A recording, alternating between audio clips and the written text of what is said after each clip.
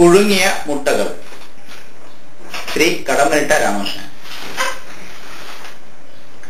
ഇപ്രാവശ്യം ഞാൻ ചെന്നപ്പോൾ ഉച്ചഭക്ഷണത്തിന് ഇത്രയേറെ പുഴുങ്ങിയ മുട്ടകൾ വച്ചിരിക്കുന്നത് കണ്ട് ഞാൻ അവളോട് ചോദിച്ചു, എന്തിനാണ് ഇത്രയേറെ മുട്ടകൾ?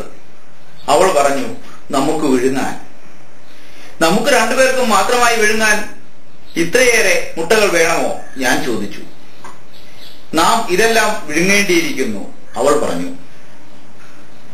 അന്നു വന്നപ്പോൾ ഞാൻ പറഞ്ഞത് ഓർക്കുന്നില്ലേ, നമുക്ക് കുറെ മുട്ടകൾ അടവച്ച് വിരിയിച്ചിറക്കണമെന്ന്. അടവച്ച് വിരിയിക്കാൻ ഞാൻ ഈ മുട്ടകളെല്ലാം ശേഖരിച്ചു. അടവയ്ക്കാൻ ഒരുങ്ങി കുട്ടയിൽ ഉമിനിരത്തി മുട്ടകൾ അതിൽ നിരത്തി.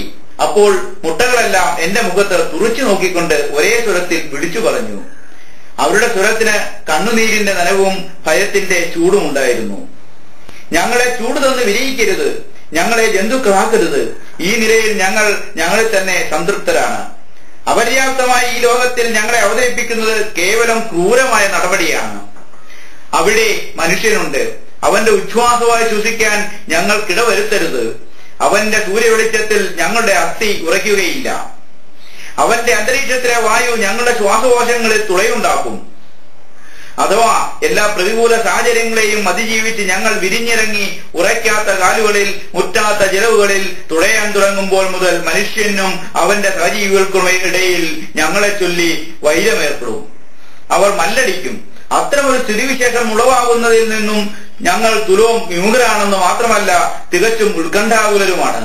ജന്മജരാമരണ ദുഃഖാപരമായ ഞങ്ങളുടെ ജീവിതത്തിന്റെ അനിവാര്യതയിൽ ഞങ്ങൾക്ക് സംശയമില്ല. എന്നാൽ ഞങ്ങളുടെ ഉണ്മയ്ക്കുപരി ലോക സമാധാന സംസ്ഥാപനത്തിന്റെ പേരിൽ ഞങ്ങൾ ഉള്ളുനൊന്ത് പ്രാർത്ഥിക്കുന്നു, ഞങ്ങളെ വിരിയിക്കാതിരിക്കൂ. വേണ്ട സ്ത്രീയെ, നീ ഞങ്ങളെ വിരിയിക്കരുത്. ഈ നിലയിൽ നിനക്ക് ഞങ്ങളെ ഉപയോഗപ്പെടുത്താം, അതിൽ ഞങ്ങൾക്ക് അപ്രിയമൊന്നുമില്ല. നിന്റെ ഇണങ്ങനുമൊത്ത് ഞങ്ങളെ ആവിയിൽ പുഴുങ്ങി തോട് പൊളിച്ച് വിഴുങ്ങിക്കൊള്ളുക. ഞങ്ങളായി തന്നെ ഇരിക്കുന്നതിന്റെ ചാരിതാർത്ഥ്യം ഞങ്ങൾക്കും ഞങ്ങളെ ഉപയോഗിക്കാൻ സാധിച്ചുള്ള നേട്ടം നിങ്ങൾക്കും ഇരിക്കട്ടെ.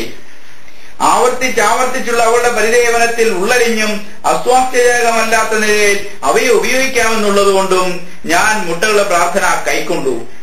അവൾ പറഞ്ഞുകൊണ്ടിരിക്കുന്നതിനിടയിൽ നിശബ്ദരായി പാത്രത്തിലിരിക്കുന്ന മുട്ടകളെ ഓരോന്നായെടുത്ത് വിഴുങ്ങിക്കൊണ്ടിരുന്നു. കഥ തീർന്നപ്പോഴേക്കും മുട്ടകളും തീർന്നിരുന്നു. ക്രാന്തദർശികളായ മുട്ടകളോട് എനിക്ക് ആദരവ് തോന്നി.